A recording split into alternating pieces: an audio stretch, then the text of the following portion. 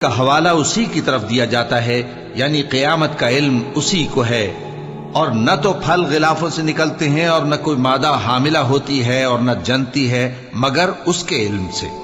और जिस दिन वो उनको पुकारेगा और कहेगा कि मेरे शरीक कहाँ हैं, तो वो कहेंगे कि हम तुझसे अर्ज करते हैं कि हम में से किसी को उनकी खबर ही नहीं।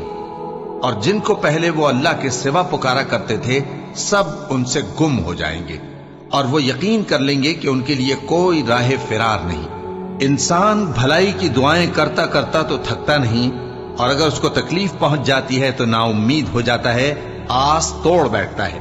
और अगर तकलीफ पहुंचने के बाद हम उसको अपनी रहमत का मजा चखाते हैं तो कहता है कि ये तो मेरा हक था और मैं नहीं ख्याल करता कि क़यामत बर्पा हो। और अगर क़यामत सचमुच हो भी और मैं अपने परवरदिगार की तरफ लौटाया भी जाऊं तो मेरे लिए उसके यहां भी खुशहाली होगी। बस काफिर जो कुछ